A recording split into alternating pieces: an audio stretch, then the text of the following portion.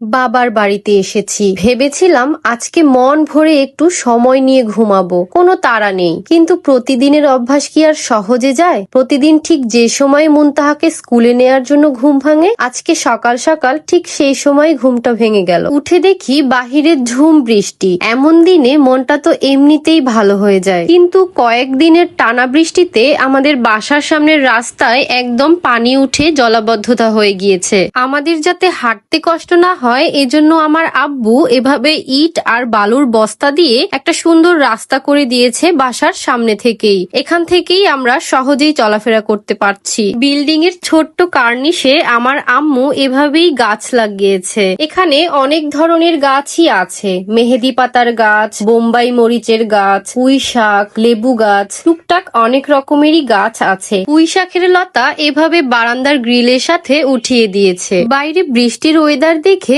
আমি মনে মনে ভাবছিলাম আজ যদি একটু খিচুড়ি হতো তাহলে বেশ হতো। এরপর সোজা চলে গেলাম আম্মুর কাছে রান্নাঘরে। গিয়ে দেখি আম্মু আমার পছন্দের ভুনা খিচুড়ি রান্না করছে। বাবার বাড়িতে আসলে মায়ের হাতের এই আদরটুকুর কোনো তুলনাই হয় না। আম্মু ঠিকই আমার মনের কথা বুঝে গেছে। প্লেটে গরম গরম ধোয়া ওঠা ভুনা খিচুড়ি। আসলে দুনিয়াতে মায়ের চেয়ে বেশি সন্তানের মনের কথা আর কেই বা বোঝে বলুন। এরপর মজা করে খেলাম গরুর মাংস দিয়ে ভুনা খিচুড়ি, সাথে একটু আচার আর এক টুকরো পেঁয়াজ। তারপর সকালের খাওয়া দাওয়া শেষে আম্মু দুপুরের রান্নাবান্নার আয়োজন শুরু করলো। গরুর মাংস খুব ভালো করে ধুয়ে পানি ঝরিয়ে মশলার ভিতর দিয়ে দিয়েছে। এবার খুব সুন্দর করে নেড়েচেড়ে মশলার সাথে মাংসটাকে মিশিয়ে চুলায় বসিয়ে দিয়েছে। খুব সুন্দর কষিয়ে তারপর গরুর মাংসের ভুনা করছে। এরপরে আম্মু রান্না করছে মুগ ডাল। সুন্দর করে ধুয়ে মশলার সাথে মেখে তারপর চুলায় মুগ ডাল বসিয়ে দিয়েছে। এরপরে আম্মু আমার সব থেকে পছন্দের কাঁচামরিচ ভাজি রান্না করবে। চিংড়ি মাছ দিয়ে কাঁচামরিচের এই ভাজিটা এত মজা হয়, আমার খুবই পছন্দের। এই ভাজি দিয়েই এক প্লেট ভাত একদম অনায়াসেই খেয়ে ফেলা যায়।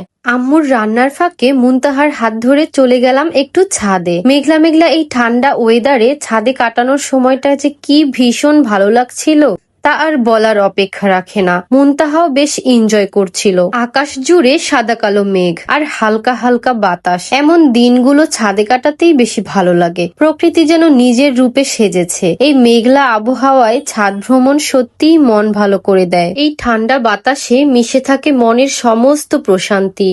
ছাদ থেকে নেমে ফ্রেশ হয়ে বসে গেলাম দুপুরের খাবার খেতে। মেনুতে ছিল ধোয়া ওঠা গরুর মাংস, চিংড়ি মাছের দুর্দান্ত এক ভর্তা, চিংড়ি মাছ দিয়ে কাঁচামরিচ ভাজি আর মুগ ডাল। মায়ের হাতের এমন তৃপ্তির খাবার মনে কি যে শান্তি দেয় সে আর বলার অপেক্ষা রাখে না। একে একে সব রকমের পদ দিয়ে মজা করে ভাত খেলাম।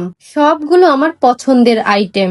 মায়ের হাতের এমন তৃপ্তির খাবার খেয়ে কি আর জেগে থাকা যায়? খাওয়া শেষ করেই সোজা একটা লম্বা ঘুম দিতে চলে গেলাম। বাহিরে তখনও বৃষ্টি হচ্ছিল। এরপর শুয়ে শুয়ে বৃষ্টি দেখতে দেখতে বৃষ্টির শব্দে আমিও ঘুমিয়ে গেলাম। ঘুম থেকে উঠে সন্ধ্যায় দেখলাম আব্বু আমাদের জন্য গরম গরম চিকেন গ্রিল আর নান রুটি নিয়ে এসেছে।